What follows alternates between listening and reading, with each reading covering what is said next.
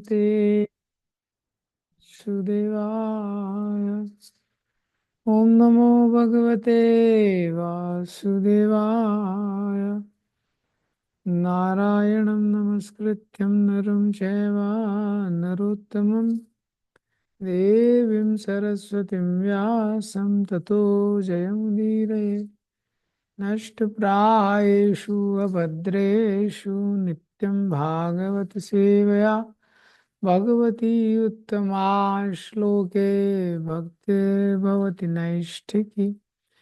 कृष्णाय वासुदेवाय देवकी नंदनाय च नन्दगोपकुमाराय गोविन्दाय नमो नमः। ॐ अज्ञानतिमिरन्धस्य ज्ञानाञ्जनशलाकया चक्षुरुन्मिलितं येन तस्मै श्रीगुरवे नमः। श्रीचैतन्यमनोभीष्टं स्थापितं येन भूतले स्वयं रूपकदा मह्यं ददाति स्वपदान्तिकं। वन्देऽहं श्रीगुरो श्रीयुतापतिकमलं श्रीगुरून् वैष्णवांश्च श्रीरूपं साग्रजातं सहगना रघुनाथान्वितं तं सजीवं सावधूतं सावधूतं परिजनासहितं कृष्णचैतन्यदेवम् श्री राधा कृष्ण पदान् सगना ललिता श्री विशाखान्वितांश नमो विष्णुपादाय कृष्ण पृष्ठाय भूतले श्रीमते भक्तिवेदांत स्वामी ते नामिने। नमस्ते सरस्वते देवे गौरवाणी प्रचारिणे निर्विशेष शून्यवादी पाश्चात्य देश तारिणे। नमो महावदन्याय कृष्ण प्रेम प्रदायते कृष्णाय कृष्ण चैतन्य नामिने गौरत्षे नमः। हे कृष्ण करुणा सिंधु दीनबंधु जगतपते गोपेश गोपिका कांत श्री राधा कांत नमोस्तुते। तप्त कांचन गौरांगी श्री राधे वृंदावनेश्वरी विश्वानुसुते देवी प्रणमामि हरिप्रिये। आञ्छाकल्पतरुभ्यश्च कृपा सिन्धुभैव च पतितानां पावनेभ्यो वैष्णवेभ्यो नमो नमः। जय श्री कृष्ण चैतन्य प्रभु नित्यानंद श्री अद्वैत गदाधर श्रीवासादि गौरभक्तवृंद। हरे Krishna Krishna Krishna Hare Hare Hare Ram Ram Ram Hare Hare.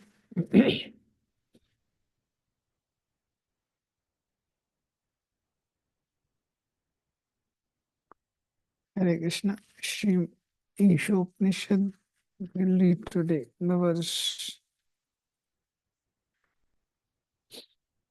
7, the verse number 7. यस्मिन् सर्वाणि भूतानि आत्मैवाभूत विज्ञानतः तत्र को मोहः का शोका एकत्वं मनुपश्यता। सॉरी। यस्मिन् सर्वाणि भूतानि आत्मैवाभूत विज्ञानतः तत्र का मोहः का शोका एकत्वम् अनुपश्यता। यस्मिन् सर्वाणि भूतानि आत्मैवाभूत विज्ञानतः तत्र का मोहः को मोहः का शोका एकत्वम् अनुपश्यता। So this is Ishopanishad verse 7. Okay. So जैसा पहले मैंने बताया था, first verse, second verse, third verse, how it goes. So in the invocation It was explained that everything is complete. Material world is complete. Lord is complete. Jiva is complete. The arrangement go back to Godhead is complete. Only incompleteness is felt because of the incomplete knowledge of the complete whole. And the first verse explained about ईशावास्यम इदम सर्वम, इस सिद्धांत कि कैसे ये सृष्टि में सब कुछ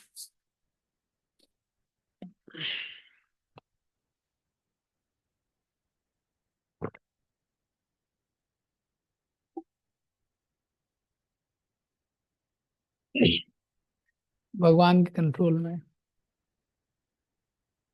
और हर व्यक्ति को तेन त्यक्तेन भुंजीता, जो उसका कोटा है उसको वो रेलिश कर सकता है।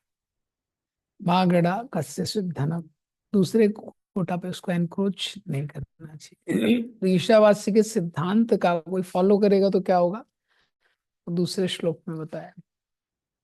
ऐसा व्यक्ति 100 साल जीने के लिए आशा कर सकता है, तो कर्म बंधन नहीं लगेगा। और अगर फॉलो नहीं करेगा तो तीसरे श्लोक में बताया अंधा तमा प्रवेशन्ति, नरक लोकों में, नीचे वाले लोकों में उसको जाना पड़ेगा। अब ये ईश जो है चौथे श्लोक में बताते हैं कि उसको समझना इतना आसान नहीं है। मनसो जवी, मन के द्वारा, चिंतन के द्वारा उनको समझा नहीं जा सकता है। तो भगवान का इनकंसीवेबल नेचर उसको बताया। 5वें श्लोक में वापस से उस ईश की, जो ईश्वर है, उनकी कुछ क्वालिटीज बताई गई सबको। तद्दे जति, तन्ने जति, तद्दूरे तद्वंति के, चलते हैं नहीं चलते हैं, बहुत दूर हैं बहुत पास हैं, सब चीज के बाहर भी हैं सबके अंदर भी हैं। फिर 6वें 7वें 8वें श्लोक में महाभागवत का दृष्टिकोण बताया है।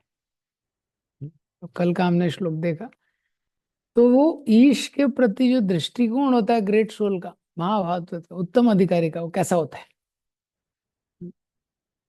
तो 6th वर्ष में हमने देखा यस्तु सर्वाणि भूतानि आत्मनि एवानुपश्यति, जो सारे लिविंग एंटिटीज को भगवान के रिलेशन में देखता है। सर्वभूतेषु चात्मान, और सारे लिविंग एंटिटी को भगवान का अंश, एक है क्वालिटी में, उस तरह से समझता है। ततो ना विजुगुप्सते, किसी से द्वेष नहीं करता। महाभागवत उसी के आगे आज के श्लोक में भी वो दृष्टि। अब प्रभुपाद जी ने तात्पर्य में कनिष्ठ अधिकारी, मध्यम अधिकारी, उत्तम अधिकारी तीनों के बारे में बताया, पर श्लोक में आप देखेंगे तो श्लोक महाभागवत के दृष्टिकोण बताता है। अभी आज का श्लोक भी उसी लाइन, यस्मिन सर्वाणि भूतानि, यस्मिन सर्वाणि भूतानि, ऐसी पर जो सारी लिविंग एंटिटीज को आत्म एव अभूत विजानता, तो सारी लिविंग एंटिटी को कैसे देखता है, आत्म एव, स्पिरिचुअल स्पार्क जो है उनमें, उसको देखता है। एव मतलब उसी को देखता है, अभूत विजानता, वो व्यक्ति जानता है।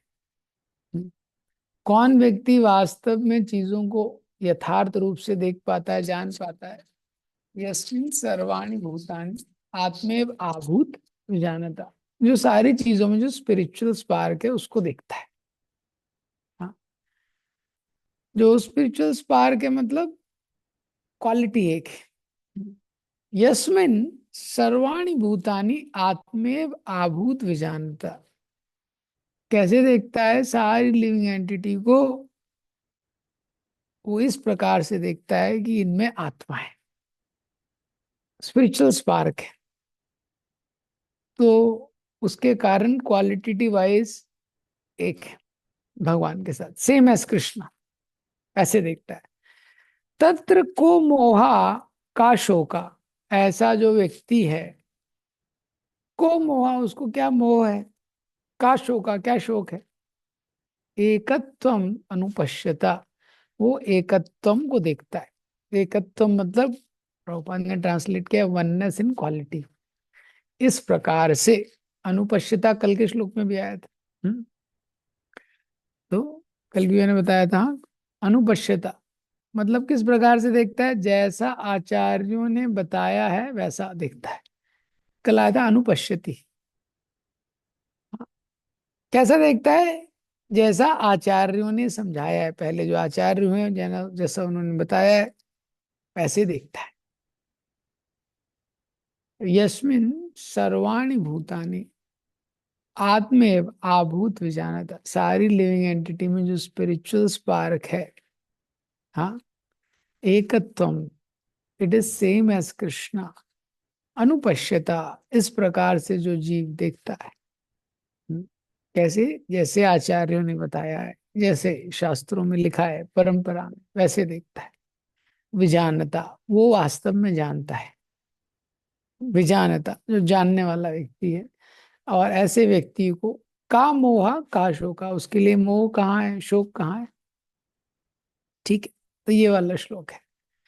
तो ये श्लोक में एक्सप्लेन कर रहे हैं कैसे,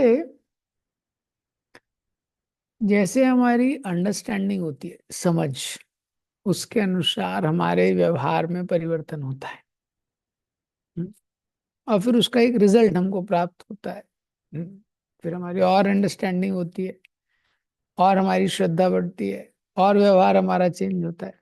ये, तो अंडरस्टैंडिंग जो है, ये ज्ञान जो हमारा होता है, ये दिव्य ज्ञान, ये हेल्प करता है। इससे हमारी श्रद्धा बढ़ती है, श्रद्धा के अनुरूप व्यवहार चेंज होता है, और व्यवहार के अनुरूप फिर अलग फल हमको प्राप्त होता है। जैसे वो सुनते हैं कि कोई लेडी, कोई वुमेन जंगल में जा रही है। हम्म,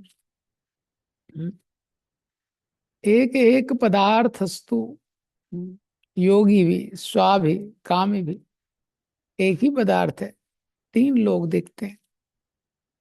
तो योगी देखता है, वो सोचता है ये तो बोन, स्टूल, ब्लड, इसका पैकेज, ये पैक होके जा रहा है, पैकेज अच्छा है, अंदर यही भरा हुआ है। योगी भी, स्व भी, कुत्ता देखता है, सोचता है मेरा लंच बॉक्स चल रहा है। कामी भी, कामी पुरुष देखता है, वो सोचता है कामिनी, ये तो भोग की वस्तु है। तो एक ही वस्तु है, एक ही वस्तु है, अलग अलग कैसे देख रहे हैं, विजन अलग अलग है। ऐसा है। तो यहाँ पे महाभागवत का दृष्टिकोण बताया जाता है। हम दुनिया को ऐसे नहीं देखते, जैसी दुनिया है वैसा देखते हैं जैसे हम हैं। जैसे हम हैं, सिंपल एग्जाम्पल के लिए देख लिए, कोई बहुत लस्टी फेलो है, ऑलरेडी ट्राई कर रहा है भाई, ये गर्लफ्रेंड बन जाए, वो गर्लफ्रेंड बन जाए, प्रयास कर रहा है अपना पूरा। अभी वो अगर देखेगा उस कॉलेज में, सपोज किसी, कोई भाई बहन है, वो दोनों एक ही कॉलेज में पढ़ते हैं,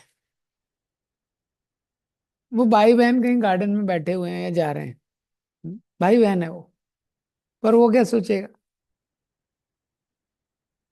हम्म, तो हम लोगों को भोग वृत्ति का मोतियाबिंद हो गया है। तो इसीलिए जो भी चीज हम लोग देखते हैं, कैसे एंजॉय कर सकते हैं, ऐसे ही सोचते हैं।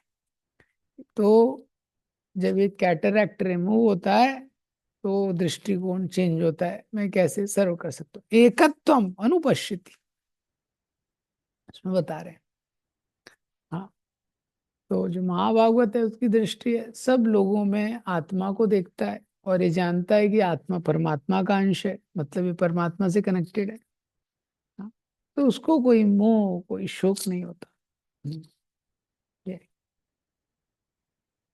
क्योंकि जब भगवान से कनेक्टेड है, भगवान का अंश है, तो मोह करने की बात नहीं है। मोह मतलब इल्यूजन की, और शोक मतलब लेमेंटेशन। मटेरियल विजन से ये दोनों चीजें होती हैं, व्यक्ति को मोह भी होता है और शोक भी होता है। स्पिरिचुअल विजन से वो चेंज होता है। तो इसको परपोर्ट में तो पढ़ते हैं, जैसे जैसे परपोर्ट पढ़ेंगे तो आपको थोड़ा और समझ में आएगा। एकत्वम अनुपश्यता। अब वो जो वननेस देखता है क्वालिटी में। तो जो पहला पैराग्राफ है उसमें बता रहे हैं शक्ति और शक्तिमान के बीच का एकत्व। हाँ, ये इसका हेडिंग है, शक्ति और शक्तिमान के बीच का एकत्व। Except for the Madhyam Adhikari and Uttam Adhikari discussed above, no one can correctly see the position, spiritual position of a living being. The living entities are qualitative one with the Supreme Lord, just as the spark of fire are qualitatively one with fire. Yet the sparks are not fire as far as quantity is concerned, for the quality of heat and light present in the sparks is not equal to that in the fire.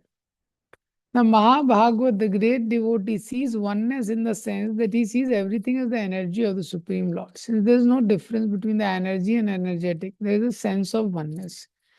Although from the analytical point of view, heat and light are different from fire, there is no meaning to the word fire without heat and light.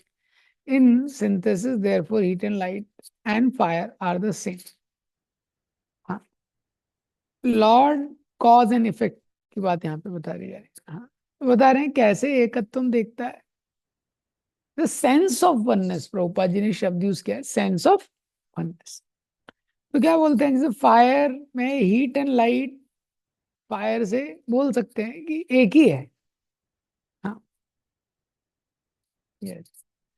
जैसे सूर्य एक जगह रहता है लेकिन उसका प्रकाश हर जगह प्रकाशित होता है। हाँ, तो जो सूर्य की किरण आ गई तो भी लोग बोलते हैं कि सूर्य आ गया। ये क्यों, सूर्य की किरण बिना सूर्य के आ सकती है क्या? प्रश्न। सूर्य आया है तभी तो किरण आई है। उस सेंस में एक ही है। हाँ, उस सेंस में एक ही है, लेकिन अंतर भी है, वो भी हम जानते हैं। यहाँ पे तो एकत्वम को एक्सप्लेन कर रहे हैं कि शक्ति शक्तिमान के बीच में कोई भेद नहीं है, उस दृष्टि से एकत्व। अभी सेकंड पैराग्राफ में दूसरा अंडरस्टैंडिंग एकत्वम का। हाँ, क्वालिटेटिव वननेस। हाँ, गुणात्मक एकत्व रहता है लेकिन संख्यात्मक भिन्नता रहती है। क्वालिटेटिव वननेस रहता है लेकिन क्वांटिटेटिव डिफरेंस रहता है।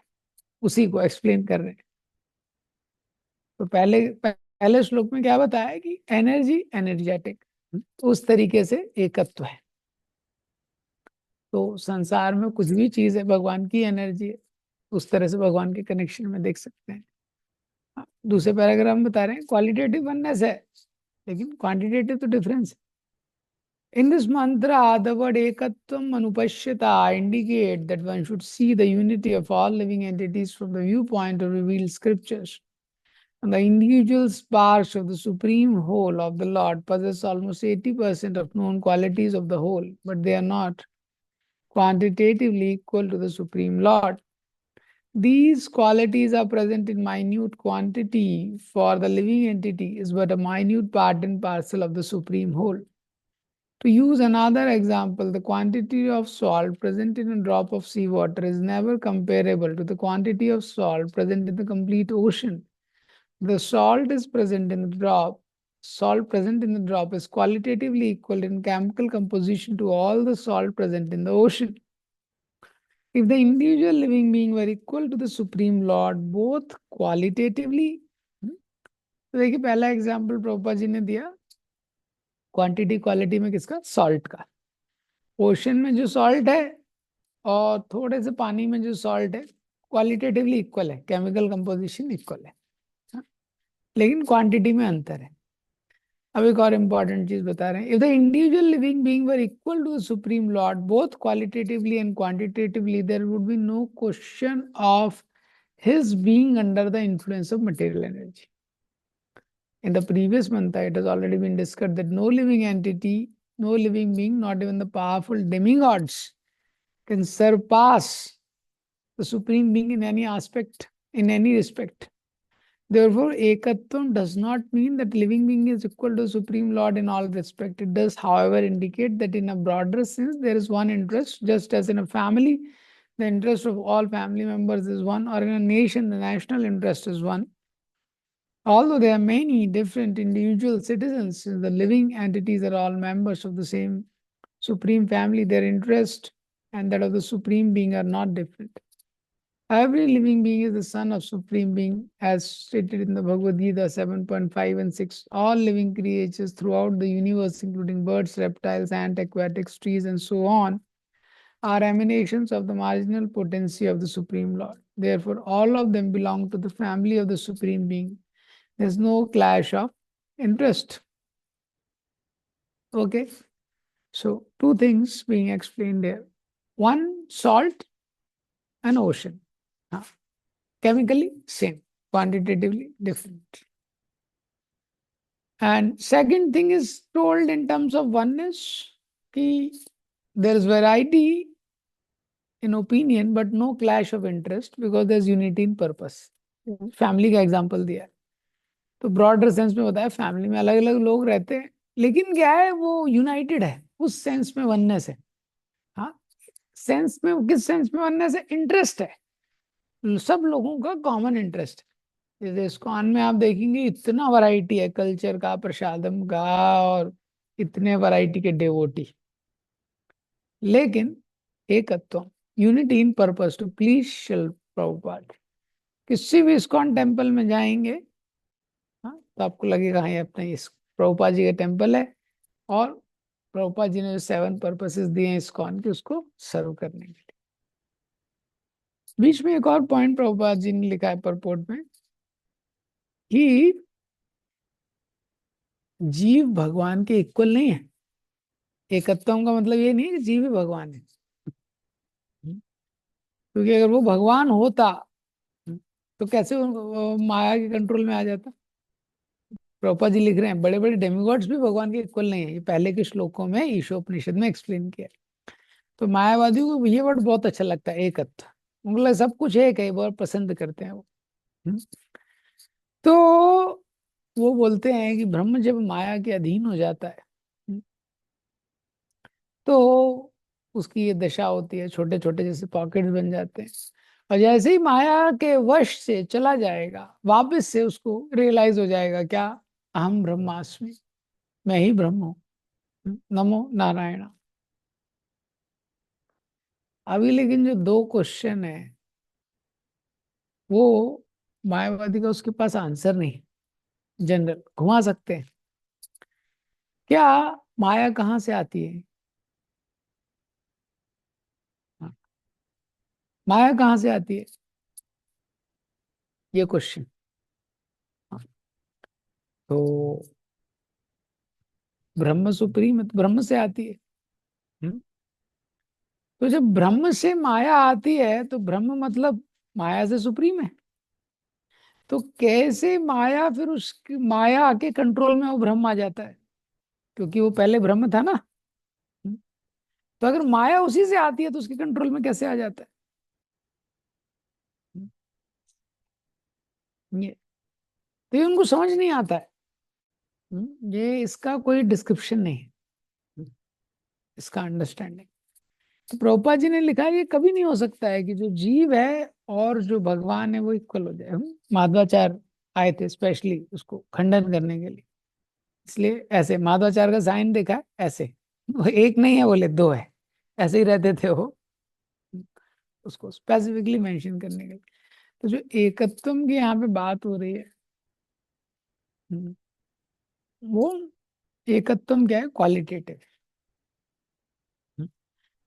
और यहाँ पे एक और चीज प्रभुपाद जी ने बोली कॉमन इंटरेस्ट उसको जस्ट बोला तीसरे पैराग्राफ में उसको एक्सप्लेन करते हैं कॉमन इंटरेस्ट को पॉइंट को the spiritual entities are meant for enjoyment as stated in Vedanta Sutra Anandamayo Bhyasat by nature and constitution every living being including the Supreme Lord and each of his parts and parcel is meant for eternal enjoyment The living beings who are encased in the material tabernacle are constantly seeking enjoyment, but they are seeking it on wrong platform. Apart from the material platform is the spiritual platform where the Supreme Being enjoys himself with his innumerable associates.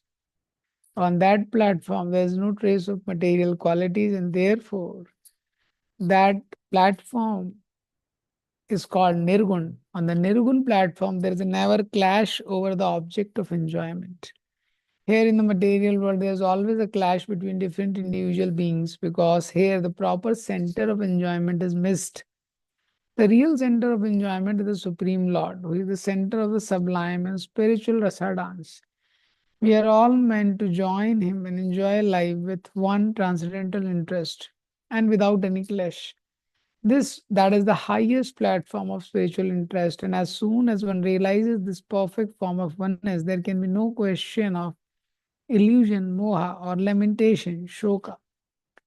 So, this paragraph explains common interest gives real joy. When there is a common interest of Jiva with Krishna, then there is a real joy. तो प्रभुपाद जी इस purport में बता रहे हैं इस paragraph में कि सब लोग स्पिरिचुअल हैं और वो उनको आनंद में अभ्यासा तो उनका नेचर है एंजॉय करने का, meant for eternal enjoyment.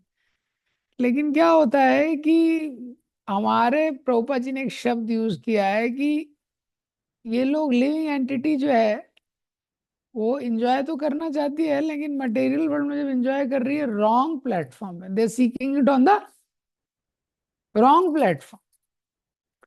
Prabhupada ji बोलते हैं जैसे रासलीला है, हाँ, इतनी सारी गोपियां हैं, अनंत गोपियां हैं, एक ही उद्देश्य है कृष्ण को कैसे प्रसन्न करना है। Gopis were participating in Ras Leela not to enjoy but to give enjoyment to Krishna. कितना बड़ा, कितना अलग ही कॉन्शियसनेस, समझ नहीं सकते हम।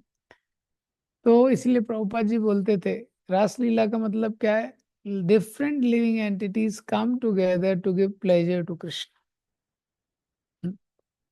और अभी इतनी सारी गोपियां कृष्ण के साथ डांस कर रही। कलयुग के मूर्ख लोग होते हैं, वो सोचते हैं हम भी रासलीला करेंगे थोड़ा, हाँ, वो रासलीला करते हैं, उसमें प्रेगनेंसी हो जाती है और भी क्या है, और कोई कर भी नहीं सकता है। एक पत्नी में आदमी परेशान है, भगवान की इतनी कैपेसिटी है, वो इतनी सारी लिविंग एंटिटीज के साथ रेसिप्रोकेट कर सकते हैं। इंडिविजुअली सारी गोपियों को लग रहा था कृष्ण मेरे ही साथ है। Krishna, after giving fully to one person, can give himself fully to many others. और किसी में ऐसा शक्ति है नहीं। इसीलिए कॉमन सेंटर कृष्ण को छोड़ के और कोई हो नहीं सकता है, इस सिद्धांत के कारण। ये तो इसके कारण क्या होता है कि जो कॉमन सेंटर बनने का प्रयास करता है वो फ्रस्ट्रेट हो जाता है। इसलिए कंपनी में देखो बॉस फ्रस्ट्रेट, सोच रहा है लोग मुझे सुनते नहीं, मैं यहाँ का मेन आदमी हूँ यार, तो बड़े फ्रस्ट्रेट रहते हो। तो कहीं पे भी कोई, क्योंकि कॉमन सेंटर कृष्ण नहीं हो सकता। हम देखते हैं जैसे लाइफ में भी आप देखो, जैसे ही किसी लड़के की किसी व्यक्ति की मैरिज होती है, मम्मी को प्रॉब्लम हो जाता है उसकी, क्यों? वो बोलता है अरे तो पत्नी की बात सुनता है, मेरी बात सुनता ही नहीं है। वहां भी लव ट्रायंगल आ गया। क्यों? Common interest can only be Krishna. जैसे कितने कितने कावर्ड बॉयज हैं देखो, और भगवान बीच में बैठे हैं, प्रसाद ले रहे हैं सब लोग, सुना है आपने पास टाइम, राइट? लाखों करोड़ों, सबको लग रहा है कृष्ण मेरी ही तरफ देख रहे हैं। देखिए क्या शक्ति है कृष्ण की। इसीलिए कृष्ण को कॉमन इंटरेस्ट बनाने में बहुत बेनिफिट है। जगन्नाथपुरी में जगन्नाथपुरी में भगवान का रथ यात्रा चल रहा है, चैतन्य महाप्रभु कितनी पार्टी में डांस कर रहे थे, 7 पार्टीज में डांस कर रहे थे, 7 कीर्तन पार्टी। सब लोगों को लगा यार हम लोग कितना फॉर्चुनेट है, चैतन्य महाप्रभु हमारी पार्टी में है पूरे टाइम।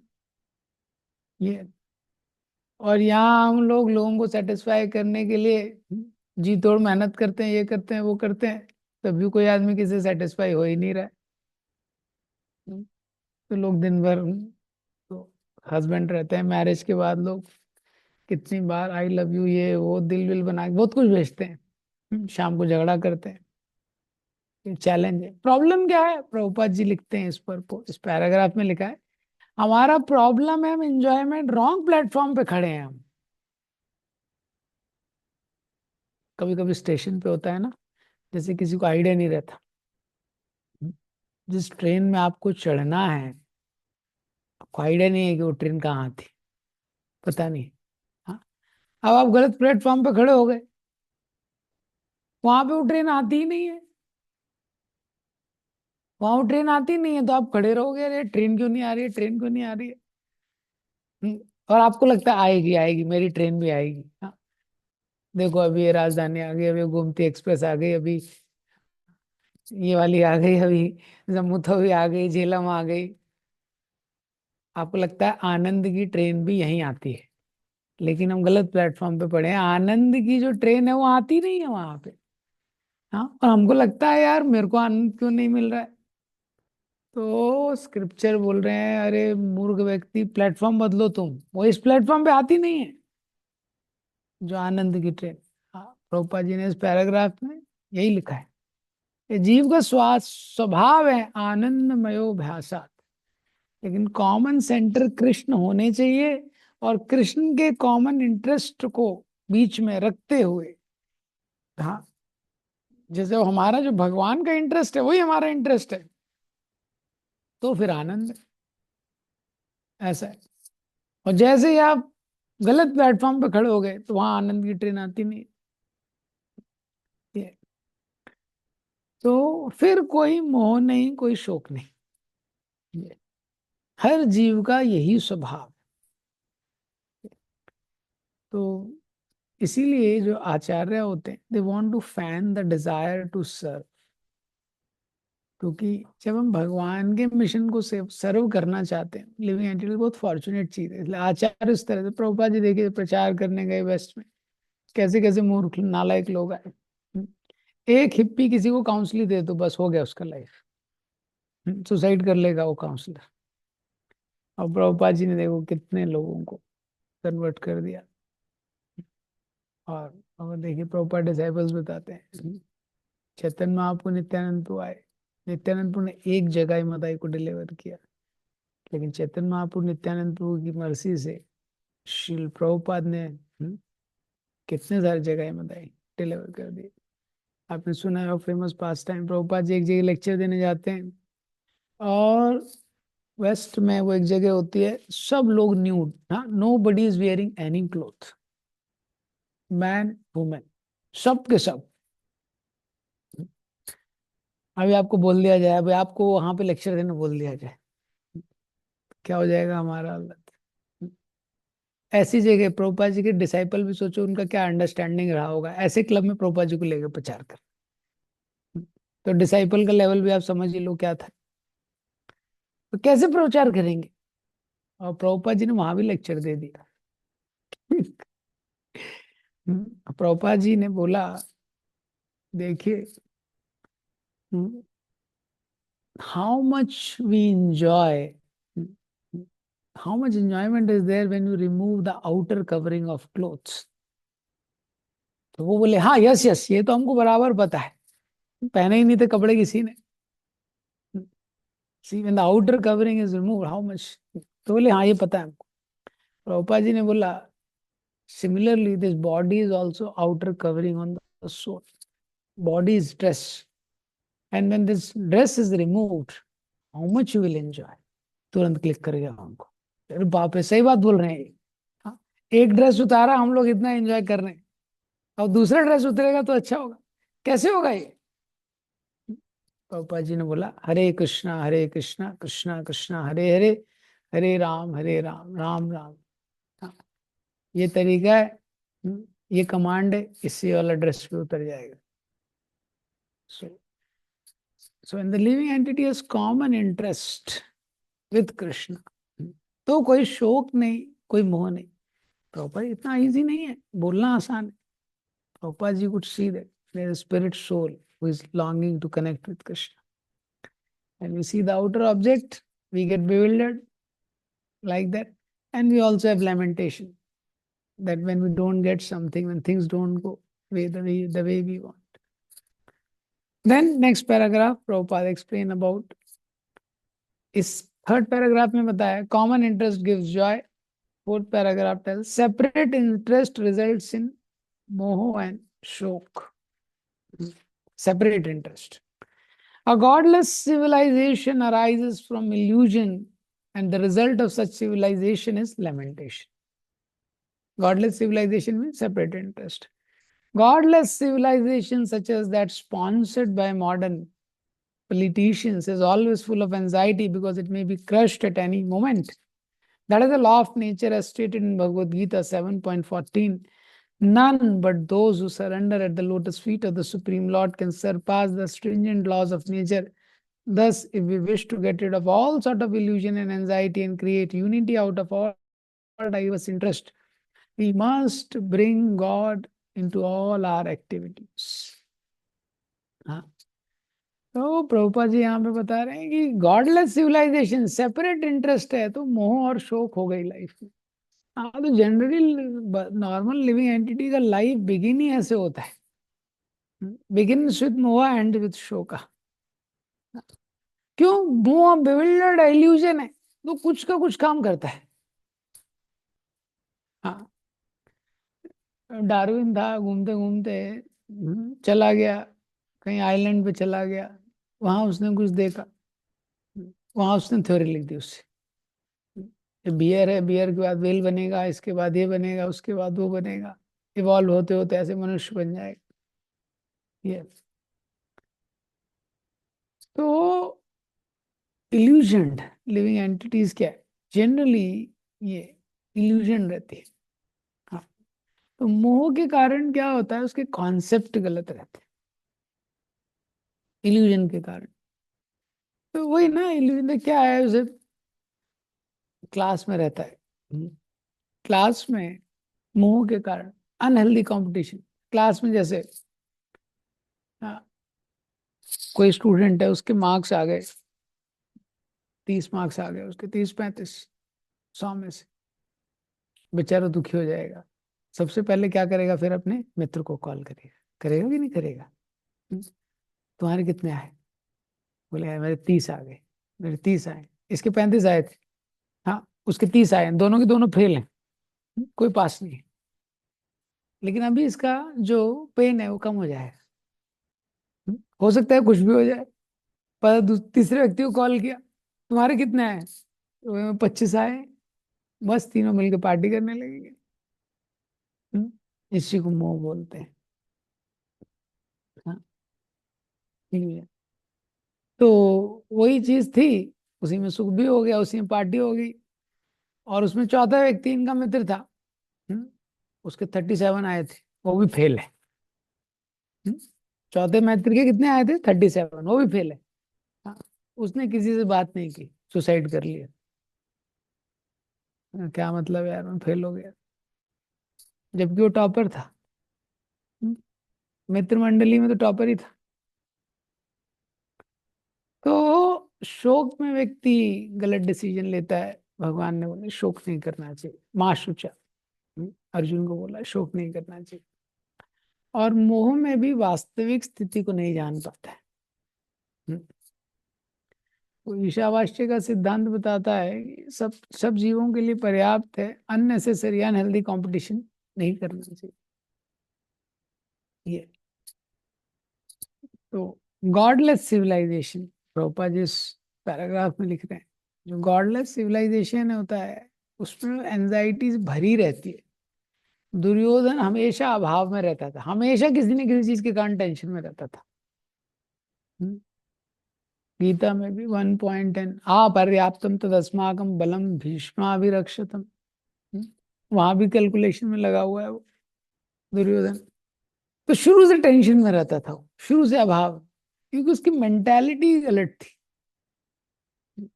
राज्य में था फिर भी टेंशन, कुछ ना कुछ तिकड़मबाजी करते ही रहता था। फिर वो पांडव बेचारे वनवास चले गए, वहां भी चला गया है परेशान करने। ये हर जगह। फिर पांडवों को खांडव प्रस्थ मिल गया, उसको उन्होंने इंद्रप्रस्थ बना लिया, वहां इसको टेंशन, 5 विलेज देने में इसको टेंशन। ये तो एकत्वम, जब लिविंग एंटिटी का सेपरेट इंटरेस्ट रहता है भगवान से, कोई भी चीज आप उसको दे दो वो दुखी रहेगा, बस वैरायटी अलग हो जाएगी। क्यों दुखी है उसका? वैरायटी अलग हो जाएगी।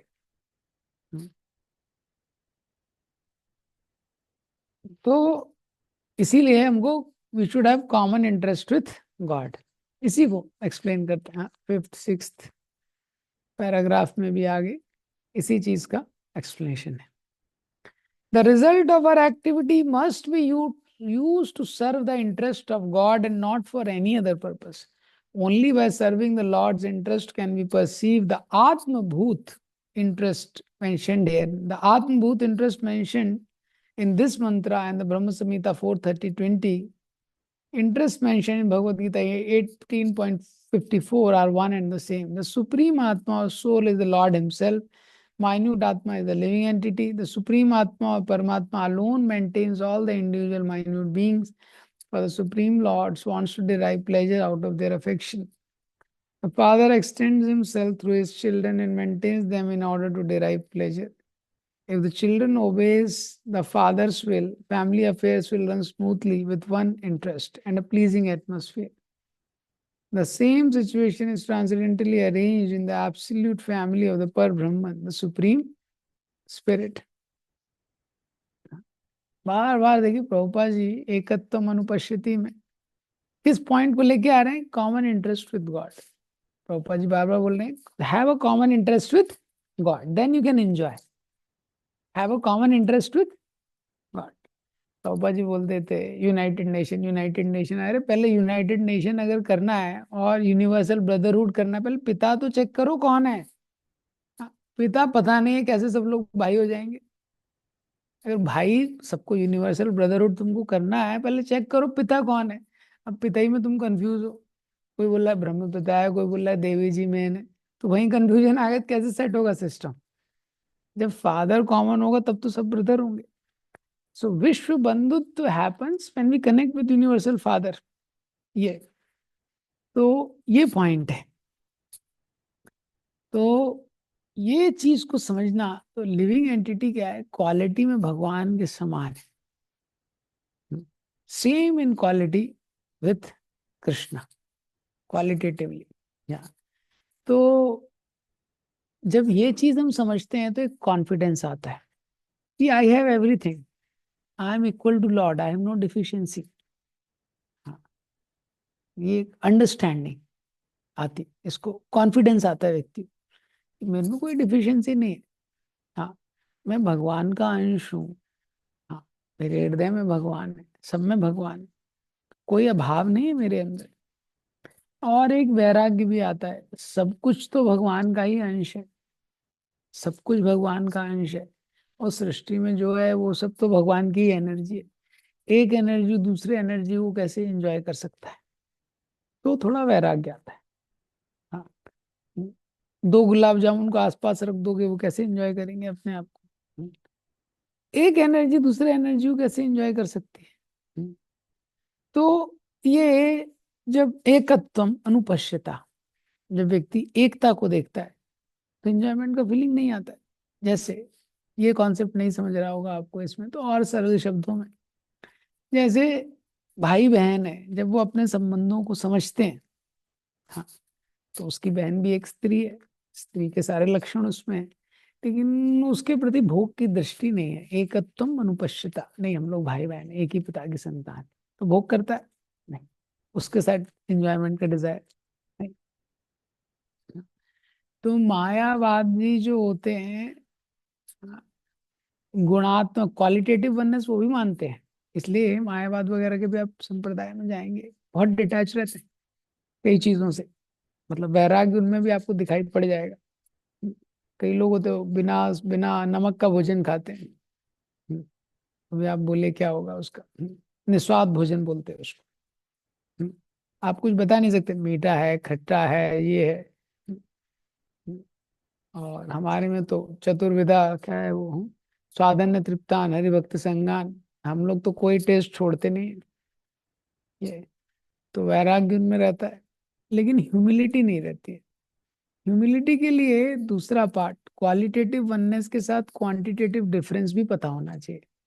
तो वैष्णवास का ये सिद्धांत जो है कंबाइंड है। क्वालिटेटिव वननेस है, इससे कॉन्फिडेंस आता है, एक डिटैचमेंट आता है, और क्वांटिटेटिव डिफरेंस है, इससे ह्यूमिलिटी आती है। हम लोग टाइनी पार्ट एंड पार्सल हैं, हम अणु हैं, कृष्ण विभु हैं। ये हाँ, तो ये कॉम्बिनेशन बेस्ट है रघुनाथ दास गोस्वामी का जीवन, और यही भक्ति है। हाँ, तो डिटैचमेंट भी होना चाहिए थोड़ा, ये, लेकिन ह्यूमिलिटी उससे ज्यादा इंपॉर्टेंट है। तो ज्ञान मार्ग में डिटैचमेंट बहुत इंपॉर्टेंट है, और आध्यात्मिक जीवन में ह्यूमिलिटी बहुत इंपॉर्टेंट है, लेकिन डिटैचमेंट होना चाहिए। डिवोटीज में डिटैचमेंट होना चाहिए, लेकिन केवल डिटैचमेंट के कारण ज्ञान के मार्ग में लोगों को अहंकार हो जाता है, और वो सोचते हैं अरे हम तो पार चले गए अभी माया के। हाँ, तो लेकिन जो वैष्णव है वो, उसको पता रहता है क्वालिटेटिव कि हम तो बहुत छोटे हैं। तो ह्यूमिलिटी, हाँ, रहती है। ह्यूमिलिटी बहुत इंपॉर्टेंट चीज है। तो इस पैराग्राफ, इस पैराग्राफ में प्रभुपाद जी बोल रहे हैं एक इंटरेस्ट रहना चाहिए। जैसे 5 पांडव थे, स्वभाव अलग अलग था, लेकिन क्या है, इंटरेस्ट एक था। इतनी सारी गोपियां हैं, लेकिन इंटरेस्ट एक है। गोल है टू प्लीज कृष्ण, ये इंटरेस्ट एक रहना इंपॉर्टेंट है। And then sixth paragraph, he explained the Par-Brahman is as much as a person as the individual entities. Neither the Lord nor the living entities are impersonal. Such transcendental personalities are full of transcendental bliss, knowledge, and life eternal. That is the real position of spiritual existence. As soon as one is fully cognizant of this transcendental position, he at once surrenders unto the lotus feet of the Supreme Being, Sri Krishna. But such a Mahatma, or great soul, is very rarely seen, because such transcendental realization is achieved only after many, many births. Once it is attained, however, there is no longer any illusion or lamentation. There are no miseries of material existence, and there are no birth and death, which are all experienced in our present life. That is the information we get from Sri Ishopanishad. तो प्रभुपाद जी यहाँ inspire करने के लिए conclusion में 6th paragraph में बोलते हैं कि कैसे भगवान इतनी स्पेशल पर्सनालिटी है, सच्चित आनंद से भरे हुए हैं, और कैसे जो दिव्य जगत है उसकी क्या स्थिति है। भगवान को अगर शरणागत करेंगे तो कोई का मोहा का शोका, no longer any illusion, any lamentation, और कोई भी जन्म मृत्यु जरा व्याधि जो इस संसार में है। हाँ, तो जो वैकुंठ है वहां पे कोई एंजाइटी नहीं है, स्पिरिचुअल वर्ल्ड में कोई एंजाइटी नहीं है, because everybody just want to serve Krishna. So when everybody just want to serve Krishna, there are no challenges like that. So because we want to do many things other than service to Krishna, it sometimes leads to challenges like that. So when we are doing bhakti, uh, this is the protection Krishna offers. Krishna protects our faith and our desire to serve. That remains. So we want to serve. So that is the constitutional position of a living entity, to remain the servant. That, and the closer we are to this situation, the more internally satisfied we will be in life. All throughout the day, I asked once to Maharaj, one of the Maharaj, I forget it, कि Prabhupada is writing, I think, in his purport in Bhagavad Gita, one should mold his life in such a way that he should remain Krishna conscious 24 hours a day. I said, how it's possible? So Maharaj said that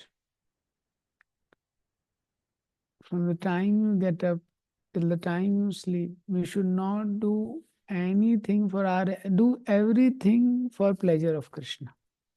And in that way, you can remain Krishna conscious 24 hours a day. You're eating, you're bathing, whatever you're doing, you're preaching, you're reading.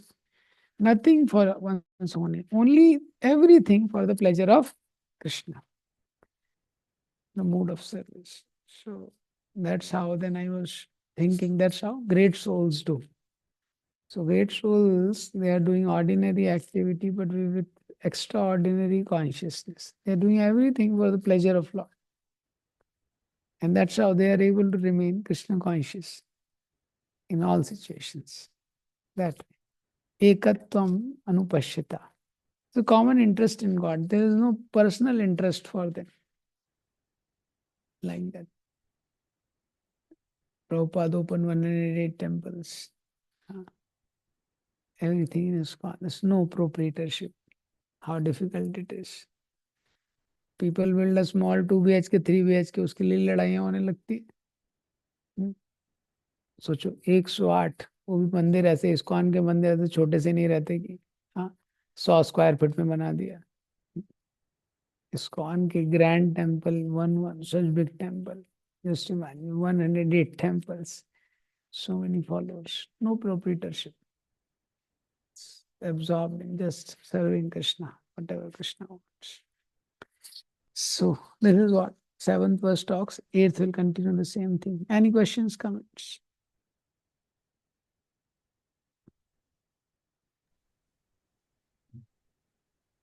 Yeah. Shashank Prabhu. Yes. Krishna Prabhuji, please accept my humble obeisance. Thank you for this very wonderful explanation, Prabhuji. Prabhuji, Yes. I just wanted to ask, as we go in the job life, so one who is aspiring for to becoming a grihastha. So when we go to job life, many a times we don't find that much association of the devotees because we do have to remain in the office, or if we are in academics, we have to deal with people in the institutes and all. So there are so many difficulties come where we sometimes we get even fearful from the material situations. We get into some because of the places, people, and positions, and all salary and all of that. Because of that, we get into this soka and moha, and at the same time we don't get much time to go deeper into Krishna consciousness also, because there are so many things in the which are part of the job also. So how to what is how we can deal with such situations so that we can again come out of those situations and concentrate upon Krishna? First thing is, time is more important than money. Money is needed in Grihastha, there's no doubt. But time is more important. Foundationally, basic money a Grihastha will need to get on with his life. That is an important consideration in Grihastha. But apart from that, the basic money which is required for living, one has to have a job where he has time. Because if you don't have time, there's no point in discussing much. Because you will need time to do spiritual activities. Second thing is, very, very important that we plan our life as a grahastha. There should be a financial planning. How much Lakshmi one is earning, his investment, his assets, his liabilities, his savings. And when he wants to retire and enter into Vanaprastha, he may not go to forest, but to full-time serve Krishna. Grihastha should have a desire that one day I want to full-time serve Krishna. There should be some basic planning about it. Planning should be made in such a way so that he is able to remain Krishna consciousness at the present and at the same time he is able to uh, gradually increase his Krishna consciousness, like that. Because if somebody wants to serve Krishna full time, sometimes Grahastha people think that, okay, if I have this much money, then I can do. It's not just about money, it's also about consciousness. So the savings also has to be planned, and the Krishna consciousness also has to be planned. So that we grow in our Krishna consciousness also gradually, like that. And we also are able to have some savings and all, so that materially also happen. And beyond that is then Krishna's sanction. But if we do our best, then Krishna will arrange circumstances in that way. Fourth thing is, wherever one is working, give prasadam, feed prasadam, like that, so that there is good relationship. Expose yourself that you are a devotee and give prasadam. Third is, have respectful dealings, don't get into frivolous dealings, and situate yourself in the company or in the job environment. As Prabhupada would say about Mahatma Gandhi, the saint among politicians or politician among saint. So become like a saint among the employees there. They will understand he's a good person. He has some value system. He does not get into casual talks. And he gives prasadam to all of us. So when you will have nice relation in the job environment, then you will have freedom to absorb and you will be protected from some negative thing. So these are the some suggestions, but overall, lot of thoughtful planning is required for a working devotee. How he will execute his Krishna consciousness, how he will do reading, hearing, chanting. His holidays has to be planned, his yatras has to be planned. That way. Then he can also remain Krishna conscious. This is my understanding. Yes. Hare Krishna. Yes. Piyush Prabhu. Hare Krishna, Prabhuji, Pranam. Thank you so much, Prabhuji, for this wonderful class. Prabhuji, you explained about why Krishna says that one should not do shoka, and then you gave example of the students who failed, but after knowing each other's marks, they got a bit happy. But the fourth one did suicide because he could not share. So, Prabhuji, I just wanted a bit more explanation why one should not do shoka like that.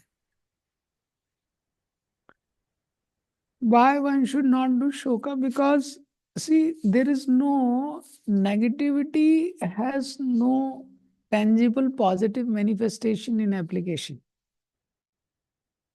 like that. Shokam is a negative emotion. Lamentation is a negative emotion. So negative emotion has no positive utility in life, like that. Human life is being given, and human life, the time is short, the death is certain. We have to make the most out of it. So how can we make the most out of it if we remain lamenting? So lamentation comes in ignorance, takes a lot of time. It's in mode of ignorance, like that. And illusion is also a sign of mode of ignorance. So mode of ignorance, nothing constructive happens, only destructive things happens, like that. And it's just a waste of time. So that is one of the prominent reasons Krishna is telling the world does not stop and the life carries on. So we get affected, but we should not go to the zone of shoka. Why? Because in shoka, one generally gives up his duty. The waste of time, gives up his duty, and often gets into negative zone that way. Yes.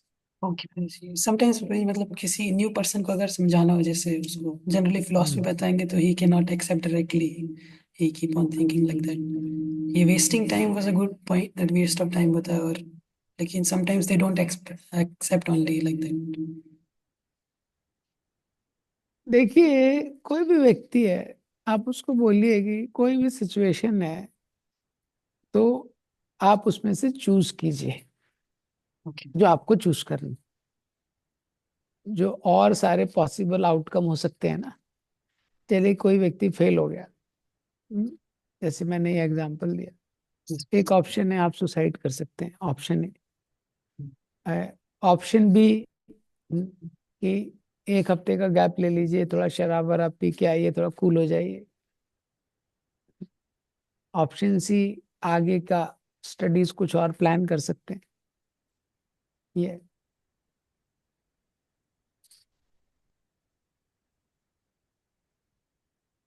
तो मतलब और भी कुछ भी, whatever just I am trying to explain. तो आप उसको बोलिए आप इसमें से कौन सा ऑप्शन चुनेंगे, ये पहला चीज, कौन सा ऑप्शन आप चुनेंगे। दूसरा चीज बोलिए, अगर आपके भाई के साथ ये हुआ है, आपका भाई फेल हो गया, हम्म, और उसको ये 4 ऑप्शन मिले हैं। एक है ठीक है रोते रहो बैठ के, फेल हो गया। दूसरा है कहीं जाके सुसाइड कर लो, कॉलेज छोड़ दो। ये तो ऐसा आप बोलिए आप अपने भाई को कौन सा ऑप्शन सजेस्ट करेंगे, तो समझ जाएगा। Yes. Yes then yes. Yes, Prabhu. Hare Krishna, Prabhu. Prabhu, my question is that in the Ishopanishad book, it's given that Lord expand himself in order to derive pleasure from the living entities. So, in one sense, it seems quite straightforward that that Lord is, although Lord is Atmaram, but still he is expanding himself so that there can be living entities and he can mutually enjoy. But Prabhuji, still, if we contemplate on this thing, even though Lord is Atmaram, still, how does it happen that in the expansion, when he expands, the bliss also expands, his enjoyment also increases with the living entities? Wanted to understand. So in this, there is one is in my understanding, there is Achint Bheda Bhed Tattva involved. Yes, Krishna is Atmaram, but he enjoys with his devotees. For his enjoyment he creates, even though he is Atmaram. Like Krishna never becomes hungry, but devotee offers him with love, he becomes hungry. Prabhupada often gives example for this, that like a person who is a rich person, if he is alone, then he is not happy. But if he has a family, he has sons and so many people, then he feels more happy. Like that. In that way, Prabhupada says. So that way this concept is being explained. As such, Lord is complete and does not need anything or anyone to enjoy. But spiritual world or in general, it's a concept of even though one is full, one can have more also. That is one concept. So like it's a ever increasing thing. So for his pleasure, he expands the living entities. There are so many living entities which are there. That is one way of explanation of this. But it is not that generally anything we understand in a logical way. So we say कोई व्यक्ति अपने pleasure के लिए कुछ कर रहा है, मतलब आप उसको रिवर्स में जाएंगे तो मतलब वो पहले दुखी था। Yes. पहले दुखी था इसीलिए अभी अपने प्लेजर के लिए कर रहा है, लेकिन लॉर्ड पे वो अप्लाई नहीं होता है, वो कॉन्सेप्ट, वो मटेरियल लॉजिक लॉर्ड पे अप्लाई नहीं होता है, इसलिए वहां अचिंत भेदाभेद है।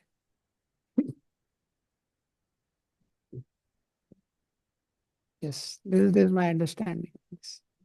Okay. Sure. Thank you. Thank you very much. Prabhu. Thank you.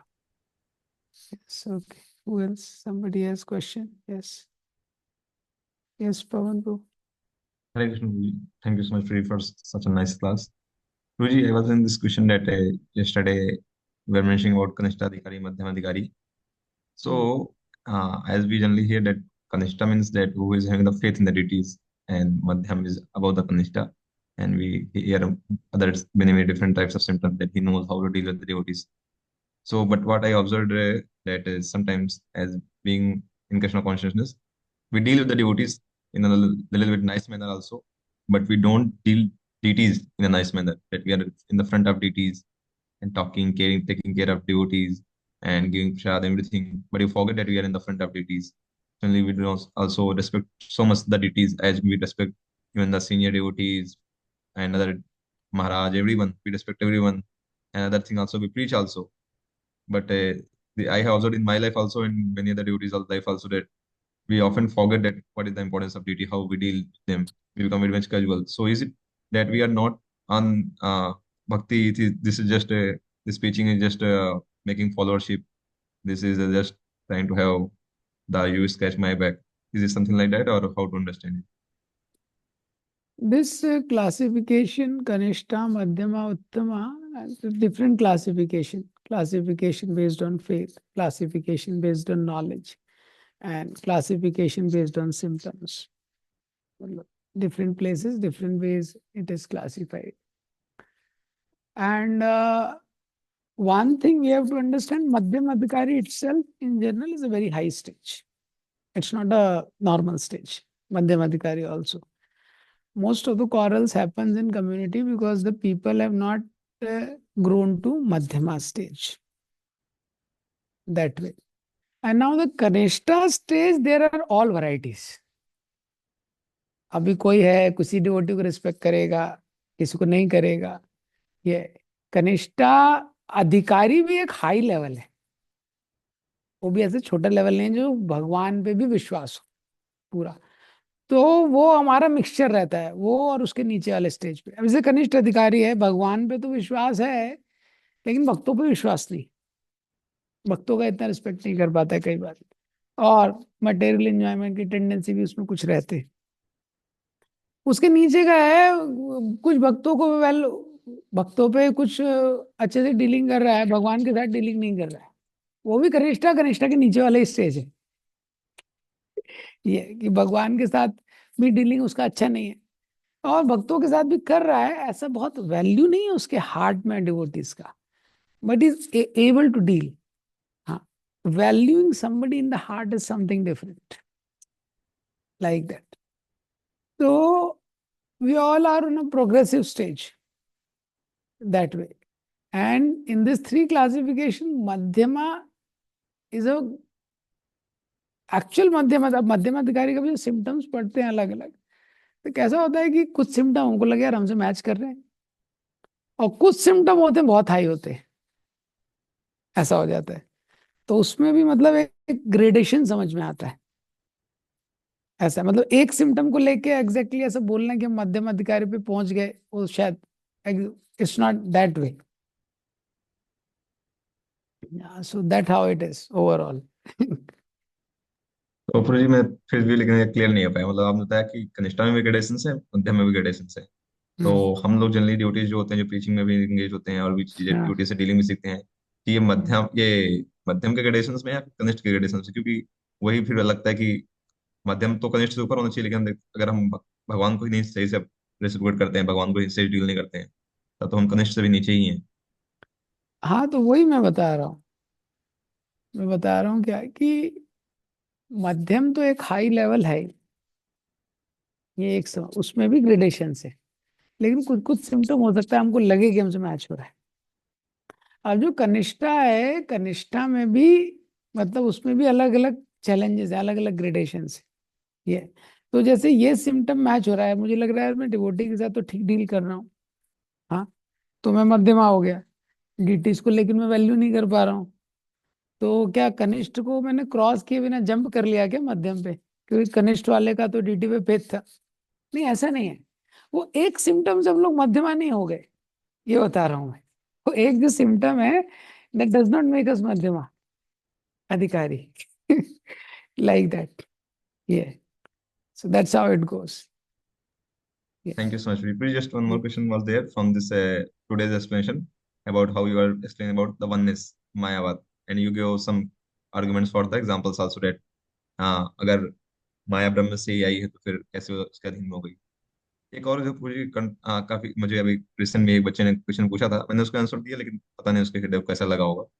तो उसने पूछा कि अगर जैसे वो जो एग्जांपल आता है बहुत फेमस, कि मिट्टी से ही सारे बर्तन बने हैं और फिर वो मिट्टी में ही मिल जाने हैं, अलग अलग शेप लिए उस मिट्टी ने, ऐसे हमारे शरीर सारे जीव जंतु ब्रह्म से आके अलग अलग शेप लिए हैं, फिर ब्रह्म में मिल जाना है. क्या है कि ये मुझे बहुत मेरे हृदय को बहुत अच्छा लगता है ये लॉजिक। इसका क्या प्रूव जी, मतलब इसका क्या उत्तर देना चाहिए?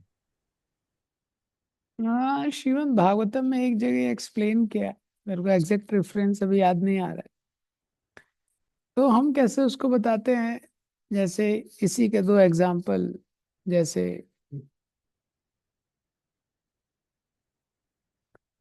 आ, आ, जैसे एक बोलते हैं, आकाश पतितम तोयम सागरम प्रतिगच्छति सर्वदेव नमस्कारम केशवम प्रतिगच्छति। आ, जैसे एक एग्जाम्पल आता है कि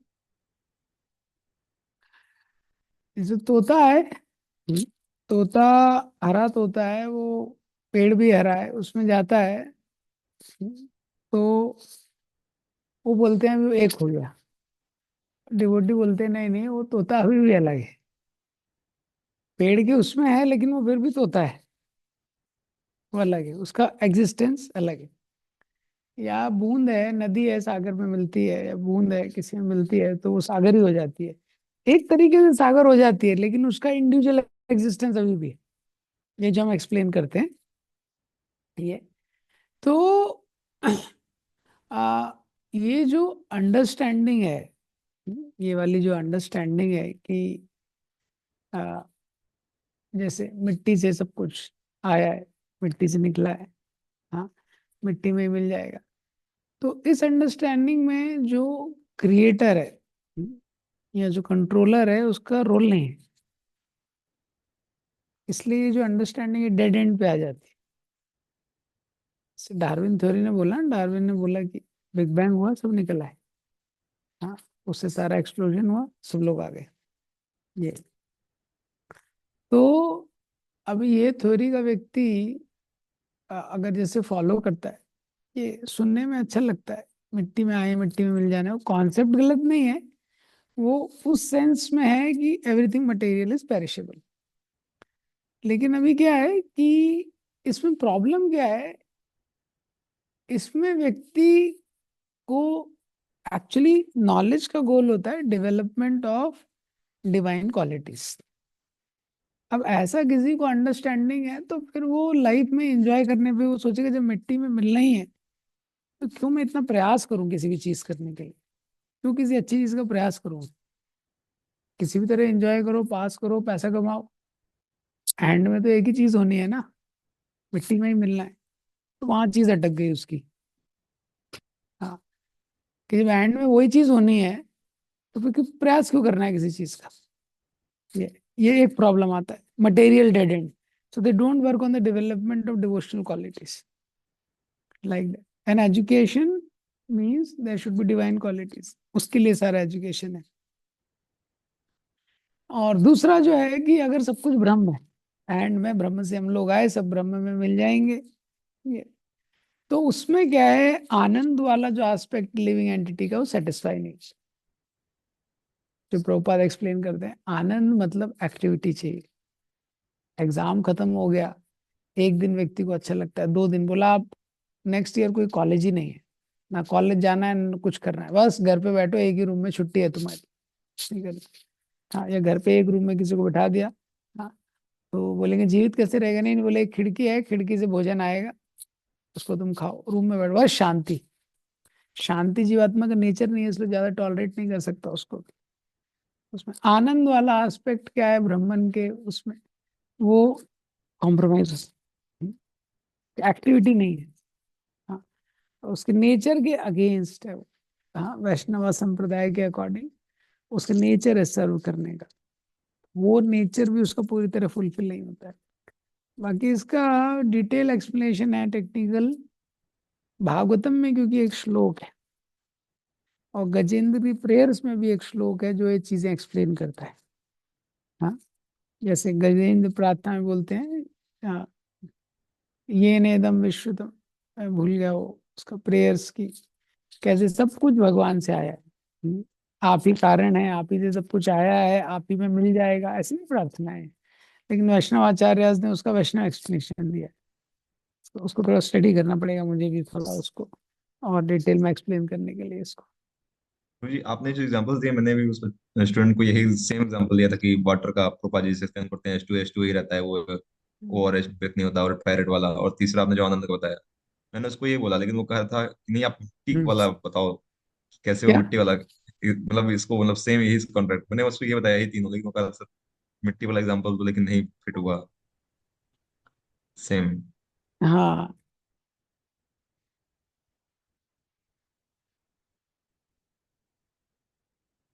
ये एग्जाम्पल भी है, ये भागवतम में आता है, ये भागवतम में इसका भी एक्सप्लेनेशन है।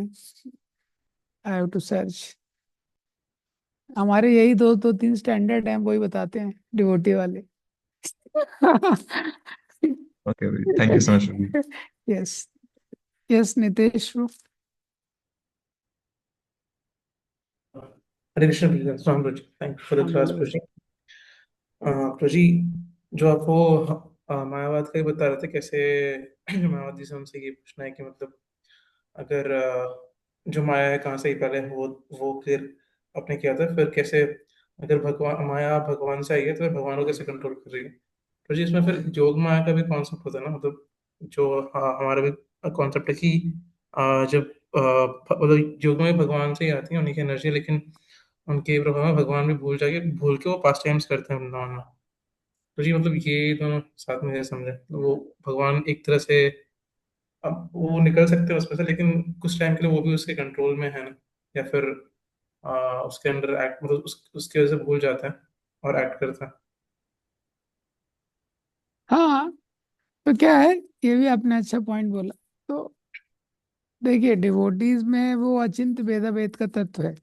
कृष्ण की परमिशन से ही योग माया उनको कंट्रोल कर लेती है। कृष्ण की शक्ति है, लेकिन उन्हीं की परमिशन से कृष्ण को कंट्रोल करती है, उनकी लीलाओं का आस्वादन कराने के लिए। जो योग माया है वो उसका रोल है। ऐसा है। अभी जो कुछ मायावादी होते हैं तो वो भी बोलते हैं मैं अभी लीला कर रहा हूँ, लीला से ही मैं उसके उसमें आ गया हूँ। लेकिन क्या है, फिर बाकी कैरेक्टरिस्टिक मैच नहीं होता ना। हम्म, जैसे प्रभुपाद जी बोल रहे थे कि हाँ उसका दांत, हाँ उसके दांत में दर्द होता है, उसको प्रॉब्लम हो जाती है। राधा गोविंद महाराज अपने एक लेक्चर में एग्जाम्पल देते हैं, ऐसे एक मायावादी गुरु था, बोले सब लोग उसकी आरती करते थे प्रॉपर। कौन सी आरती करते थे उसके लिए? ओम जय जगदीश हरे स्वामी जय जगदीश हरे, गुरु के लिए प्रॉपर आरती करते थे। सुख संपत्ति घर आवे, कष्ट मिटे तन का। और वो बैठता था, प्रॉपर आरती लेता था। हाँ, और महाराज बोलते हैं कि हार्ट अटैक में डेथ हो गई उसकी। हाँ, किसी में। और महाराज बोले मुझे भी बुलाया था 13वीं में। तो बोले, मैंने कहा कहाँ है जगदीश जी? तो क्या होता है कि वही जो फिलॉसफी है उसका मिसयूज करते हैं। ये ठीक है, योग माया भी एग्जिस्ट करती है, वो सही बात है। हाँ, भगवान की मर्जी, भगवान की परमिशन से ही भगवान को कंट्रोल करती है। और भगवान वो लविंग रेसिप्रोकेशन को एनहांस करती है।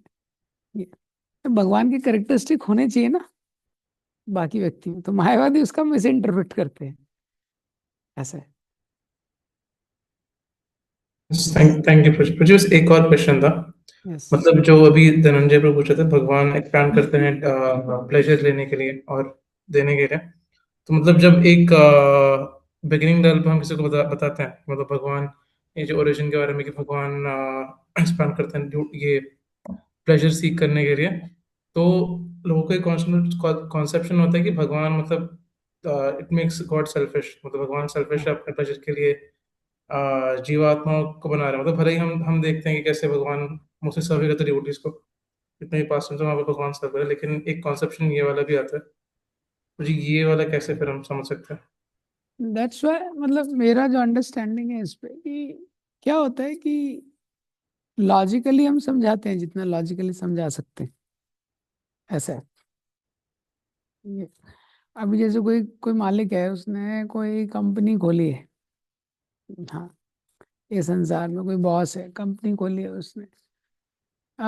कंपनी खोली है अपने प्रॉफिट के लिए खोली है, क्योंकि उसके पास भी कमी है। ये तो फिर भी मालिक को लोग फॉलो करते हैं, जो एम्प्लॉयज है मालिक को फॉलो करते हैं, वो प्रेम नहीं करते हैं। अगर मालिक बेकार होता है, बेकार होता है, प्रेम नहीं करते हैं, बोलते हैं एक्सप्लॉइटर है तो प्रॉफिट निकाल रहा है पूरा। लेकिन वही मालिक है संसार में भी अगर हम देखते हैं, कोई somebody gets a good boss, he is taking care of them, is taking care of their family, providing some needs, is available, then employees become very grateful and they really glorify their boss like anything. So some PhD student, when they get a very good guide, and what is the definition of good guide? It does not tortures them. So they become very grateful. Yeah. So the same logic also. Basically, if we see Krishna is great, everything comes from him. So we explain about Krishna's greatness. And then we also explain to the new people about Krishna's sweetness.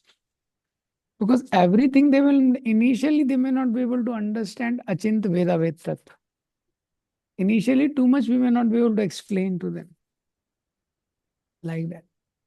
So actually in Sanatan Dharma there is a good explanation. Like in Jesus, follow Jesus, go to hell or go to hell. Follow Allah or go to Jahannam. At least scriptures don't tell like that. They say wherever you are, in all ways, Krishna always provides. Krishna is a very loving personality. So that is why on Krishna's sweetness also has to be explained. And you say in the material world also you are doing the same. Material world you are following your boss. But Krishna is not like ordinary boss. He's the most powerful boss, always remains a boss. And very, very sweet. Like that. Always available, always accessible. So that part we focus more. For the new boys, we focus more on how Krishna is arranging so many things like that. Bhagavad Gita 7.8 to 11, it explains how Krishna is the essence of everything. The digestion is happening, the ability which we have, the light of sun and moon.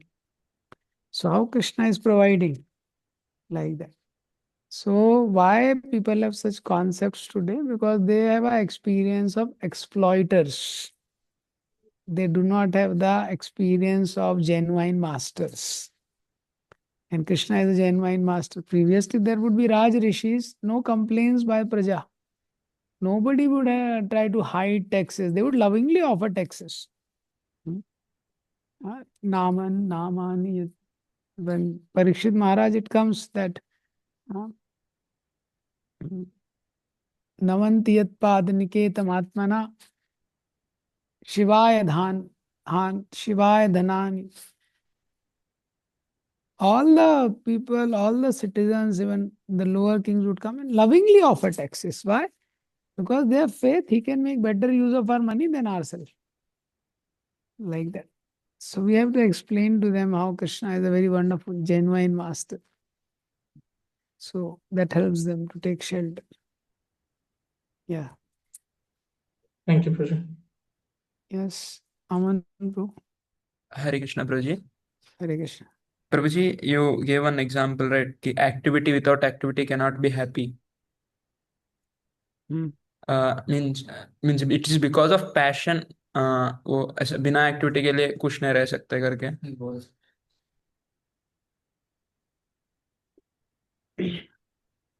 Actually, activity which is done in the mode of passion is for some fruitive enjoyment.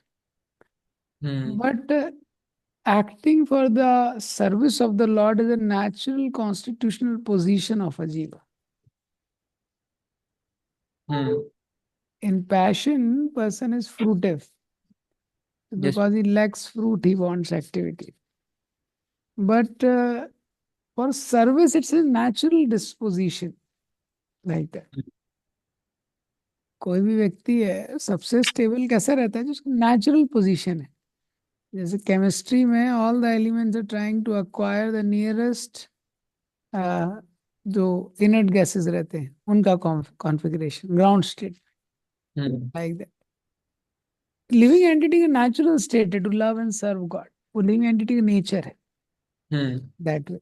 So activity of that sense there has to be activity that way. And it's a nature of soul to be active. Hmm. So if you read I think where it is explained in the 9th chapter of Bhagavad Gita, most confidential knowledge. So I think 9.1 or 2 purport only Prabhupada explained. The soul is always active, and if soul is eternally active. Hmm. That way. It is not that soul is active in this material world because of passion, but it's natural. It is nature of soul to be active. Yeah. One more question, Bridget. Then Shantras, which we see, there the soul or spiritual spark is in Shantras. It is not any active. Is it like that, Bridget? Or No, activity is not just in terms of the physical manifestation. Activity, see, the soul is always active. Like we are breathing, that's also activity. hmm. That way, the soul is always active. There's thinking, feeling, willing. Hmm. External activity may not manifest too much in the Shantras, but they are also fully serving the Lord as per their capacity. Hmm. Like that. And they feel full satisfaction because they are offering whatever they have in service of Lord. Hmm. Like the grass is there, it's offering the softest touch possible to the Lord. The trees are there, trees are offering their fruits to the Lord. That way. So in that they are experiencing the full satisfaction. Hmm. So it is a matter of full of satisfaction than activity. Our definition of everything is having certain parameters. For everything, we have certain parameter by which we define certain things. But the scope of that thing is little more beyond that. Hmm. Essentially, for a jiva, offering genuine, what is the root of satisfaction? 1.2.6 Srimad Bhagavatam. Savai pumsa paro dharmo yato bhakti. Unmotivated, uninterrupted service. Hmm. That's the point. That will give yayatma suprasid, deepest satisfaction to the soul. Hmm. Yes, Bridget. Okay. Thank you, Bridget. Thank you. So we'll continue. Yes. One Mohit Pro. Yes. Hare Krishna, Guruji. Hare Krishna. Guruji, my question was related to that Shashank Guruji asked, like in company. So whenever we go for job and all, if you said that we should expose ourselves as a devotee, we should offer prasadam to employees.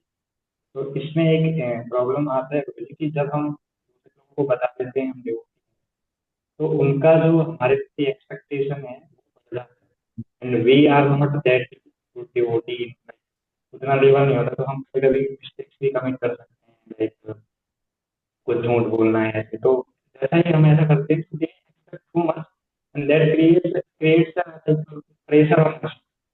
उसकी वजह से फिर ये होता है कि ना ही तो अच्छा रहता है, बेसिकली ये प्रेशर तो नहीं आता।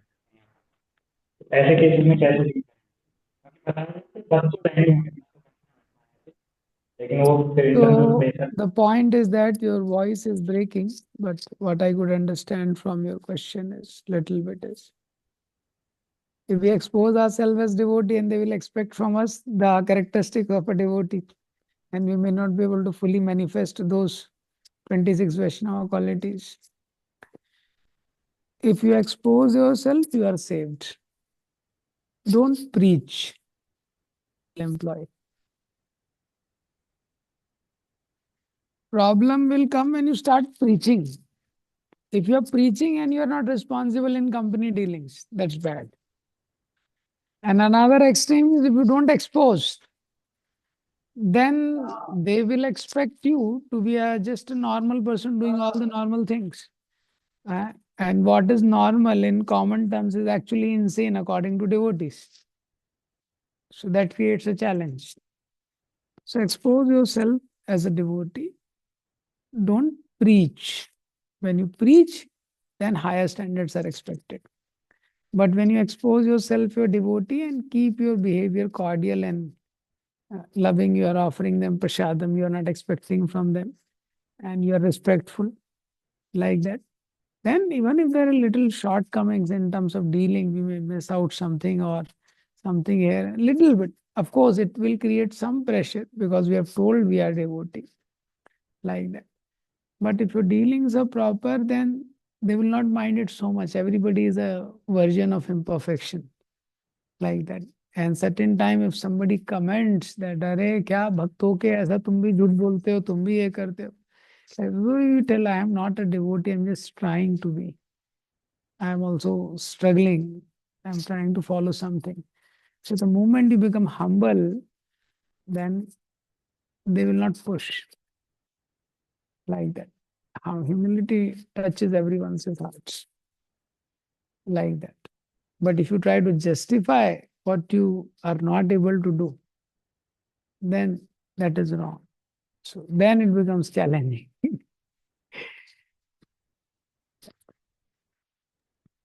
Okay, so we'll end here. Thank you. Srila Prabhupada.